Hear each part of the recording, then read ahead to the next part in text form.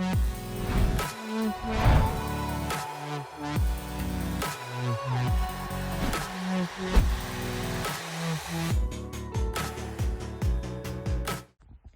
morning guys, welcome back. Jordan here from Artisan Electrics. Thanks for watching, and today I've got an interesting one for you because I'm in this what is to be an 8-bedroom HMO which we are converting.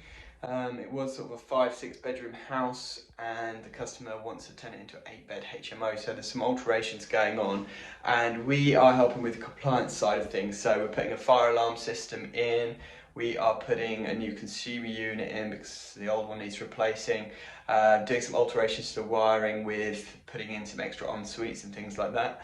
And we're also going to help out with fire risk assessment, EICR, so that they've got all the paperwork they need for compliance ready for getting their HMO license. So I'm going to show you around this property, show you what we're going to be up to, and as always, if you enjoyed the video, smash the like button, and if you haven't done so already, subscribe to the channel, and if you're already subscribed or not, tap the notification bell because then you get notified every time we release a new video. Thanks for watching and I hope you enjoy. So this is the main entrance and some sort of dodgy old light fittings, but as you can see here they've had a bit of an issue with the bathroom. So up above here there was a leak in the bathroom and hence why all the plasterboard's been ripped down. So they're putting in 2 en-suites upstairs, so we're going to be doing some alterations for that, but actually it's quite nice that the ceiling's down because we've got to do some alterations to the lighting anyway, and we've got to put main smoke alarms with lithium battery backups in. So we're going to put in an LD2 system, I believe, which basically, that's the grade of the fire alarm system that is required for a HMO of this size. It's only 2 floors, ground floor and first floor. If it was more than that, we'd have to put in probably a proper fire alarm panel. But because this is just a 2-storey, even though it's 8-bedroom, we can put in a normal mains power smoke alarm system with lithium backup batteries. And so what we're going to do is, basically in all of the bedrooms, we're going to put a main smoke alarm. So for example, this is going to be a bedroom. So we'll put a main smoke alarm, optical smoke alarm, ACO, with lithium battery. And the lights here are 3-plated. So we've got permanent live at the lights. So we can just come off of that with a twin and earth cable and then mount the smoke alarm in an appropriate place on the ceiling, and then we can use the wireless interlink modules to actually wirelessly interlink them rather than having to put hard wiring between all the alarms. It just saves a lot of hassle with wiring. So there'll be one in this hallway as well. We've got another bedroom, or what is to be a bedroom, here I believe. Now, we've done an EICR yesterday, and you can see there's some tape on this socket. The reason is the sockets, we found 7 sockets which were actually reverse polarity. So the live and neutral were the wrong way around. So we've taped them up, and then we can go around and fix those while we do the other remedial work. And we've just isolated the circuit at the moment so that it's safe.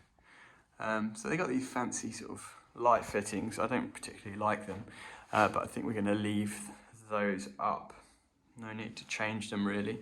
We've got these funny dimmers, and here we've got like a cable randomly that's been clipped behind the pipes. Looks like a 3/4 cable's probably, what will that be for? Looks like it might be for, or have been at some point, for a thermostat, but I can't see. It just pops into the wall there. I can't see where it's going, so I'm not sure about that. Probably going to get rid of this and put a pendant light up because they're just horrible things. They're not really necessary in this country. It doesn't get hot enough anyway. Lighting in the kitchen is not great either. It's just a fluorescent light, so we'll probably recommend putting in some new lighting in here. We've got a couple of double sockets in here, nothing really special. Here, so this is where the boiler is. Again, we've got dodgy light that we need to replace. Not the best. And there's some sort of funny junction boxes and bits and pieces lying around. And this is where the consumer unit is. So here is the consumer unit, which I'm going to be replacing later on in the week. So I'll do a video of that. We've got a TNS system. Main earth is 16mm, which is good. It's a 60 amp main fuse. Henley block is a little bit dodgy, so we'll probably replace that as well. Main bonding to the gas is already done. Water is actually plastic, so we don't need to bond that.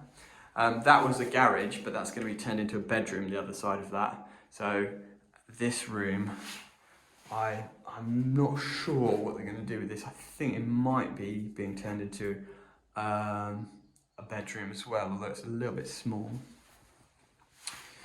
You know, Cambridge HMOs are big business because £500 to £750 a month to rent a room. Like a room with an ensuite would be about £750 a month. Just a small room with no ensuite is about 500 or maybe even more per month. So you can see how much income they can get from an 8-bedroom HMO here in Cambridge. It's an absolute money-making machine if you've got a HMO. So they just want to get it all sorted and up to scratch, ready to rent out really as soon as possible. Some pretty old, hideous stuff going on around here, but the EICR didn't show up too many issues. I'll show you upstairs. It's a bit annoying because there's new carpets, and we're probably going to have to get some of the carpets up to do some of the alterations. But above here we've got a loft, so we're going to hardwire the smoke alarms in this area, which will make it a little bit cheaper because the wireless modules are quite expensive. Again, we've got reverse polarity on that socket, reverse polarity on this socket. These lights are 3-plated, so we can come off one of the lights up here and run all the smoke alarms around from there. Old immersion heater cupboard, which doesn't really have much going on in it anymore, so I guess that'll just be for storage. Another bedroom. I think we're just going to put pendants up for all these lights just to keep it simple. Sockets in here are okay. Bathroom, a little bit of a nasty bathroom. I don't really know what's going on with this because there's a vent duct there, but then there's also a fan in the corner there. So we need to figure out what's going on with that. Pull switches, string's broken off, so we need to sort that out.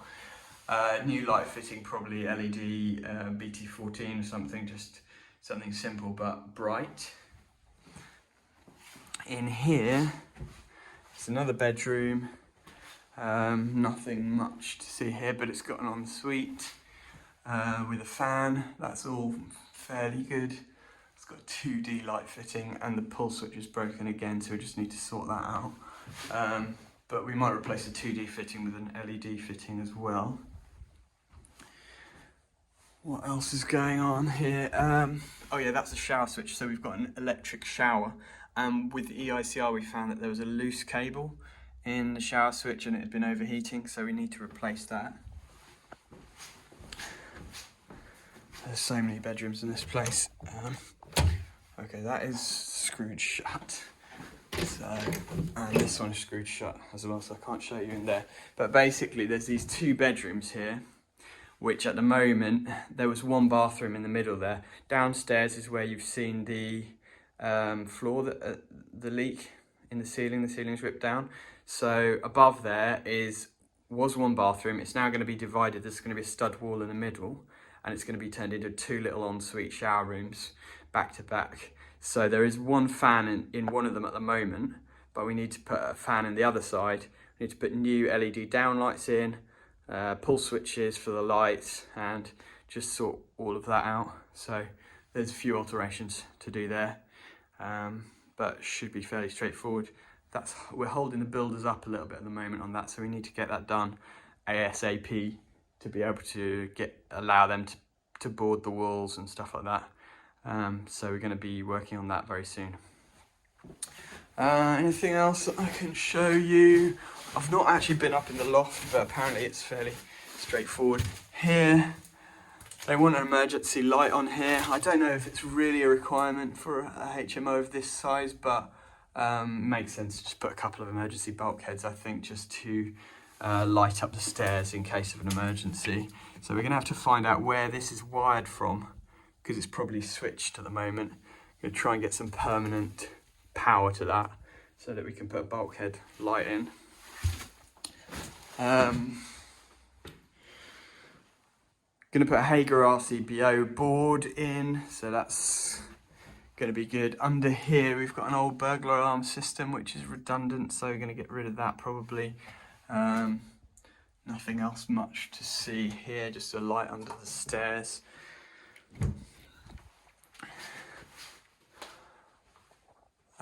Here we'll probably keep the light the same position, but we will obviously sort the wiring out because it's a little bit slung in. There's a funny old junction box here which I'm not sure what that's doing, so we'll put a maintenance free junction box in there to replace that.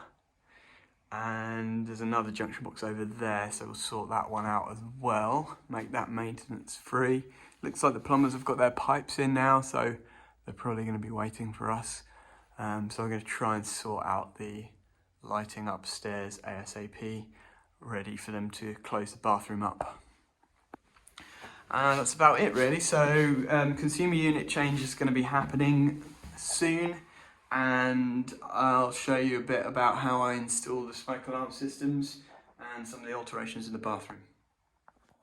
Okay, so I've managed to unscrew the door now, and so you can see what's going on here. So they've changed this around a bit. So this was, I think, one big room, not quite sure.